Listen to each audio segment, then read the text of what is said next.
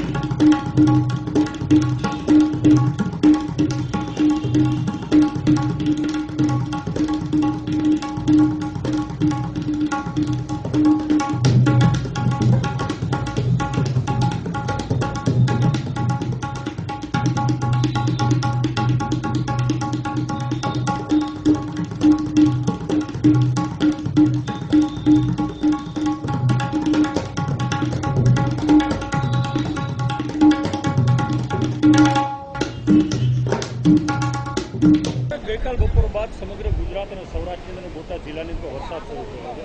હાલ સુખભાદર ડેમની અંદર પાટિયા ખોલવામાં આવેલા છે, શું પરિસ્થિતિ છે? અત્યારે આપના તંત્ર બિલકુલ સજગ છે અને તાલુકા વિકાસ અધિકારી, મામલેદાર શ્રી અને બધા પ્રાંત અધિકારી શ્રીઓ, આરએનબી સ્ટેટ, આરએનબી પંચાયત બધાના અધિકારીઓ ફિલ્ડ ઉપર છે અને જ્યાં જ્યાં કોઈ ઇસ્યુ આવે એના માટે આપણે બિલકુલ સજગ છીએ। કંટ્રોલ રૂમ આપનું ચાલુ છે।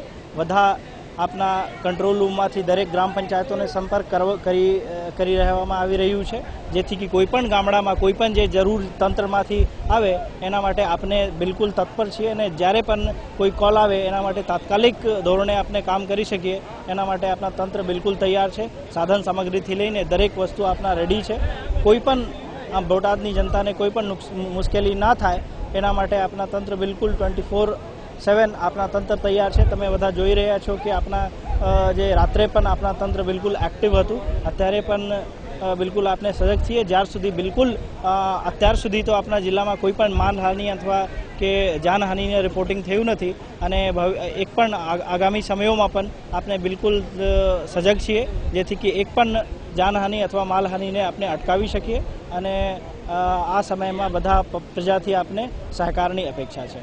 ખાસ કરીને ઉપરવાસની અંદર વધારે પડતા વરસાદના કારણે હાલ અત્યારે સુખભાદર જે પાટિયા ખોલવામાં આવેલા છે, અંદાજે કેટલા ગામો અત્યારે હાલ એલર્ટ કરવામાં આવેલા છે? અત્યારે નીચાણના વિસ્તારોમાં ખાસ કરીને ડેમની તરત જ નીચાણમાં 2 ગામો છે, એના પછી પણ જે દરેક બીજા તાલુકાઓમાં પણ જે નીચાણના વિસ્તારો છે આ બધા ગામોમાં અધિકારીશ્રીઓ જાતે મુલાકાત લઈ રહ્યા છે।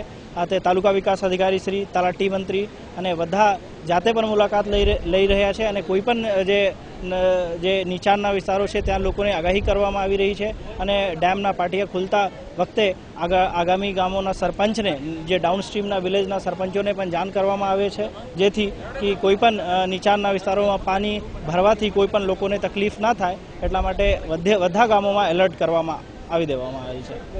સાયલા પાસેનો જે નાના છેડા પાસેનો પુલ પણ ધરાશાયી થયો છે, તો આ પ્રમાણે હવે આગળ કોઈ જાણવાની કે કોઈ આવી કોઈ કામગીરી નહીં, એના માટે પુલમાં કોઈ પણ ખુશકિસ્મતીથી કોઈ પણ નુકસાન અત્યારે પુલને નુકસાન થયું છે, પણ કોઈ એના કારણે અકસ્માત નથી બન્યું અને અત્યારે બેરિકેડિંગ કરી દેવામાં આવેલ છે. અલ્ટરનેટિવ રૂટ પણ માર્ક કરવાની પ્રક્રિયા ચાલુ છે, જેથી કે કોઈ પણ થોડુંક લાંબુ રસ્તા ભલે થાય પણ કોઈ પણ અકસ્માતની સિચ્યુએશન ના થાય એટલા માટે બેરિકેડિંગ કરી દેવામાં આવેલ છે.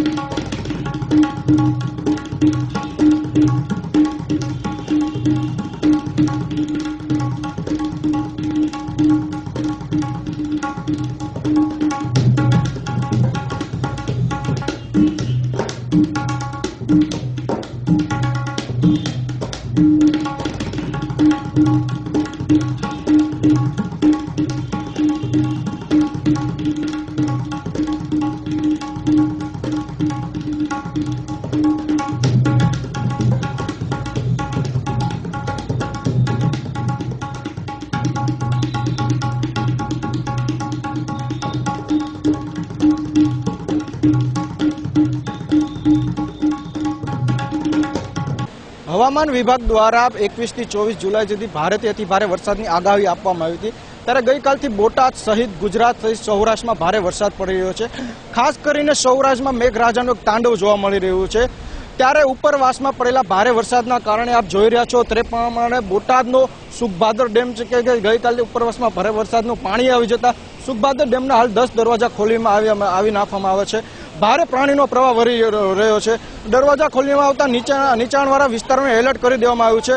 કલેક્ટર, મામલતદાર સહિતના અધિકારીઓ દ્વારા અહીં નિરીક્ષણ કરવામાં આવ્યું છે અને કોઈ પણ ઘટના તાકીદીના પગલાં લેવામાં આવ્યા છે. પ્રકાશ સોલંકી, ETV ન્યૂઝ, બોટાદ.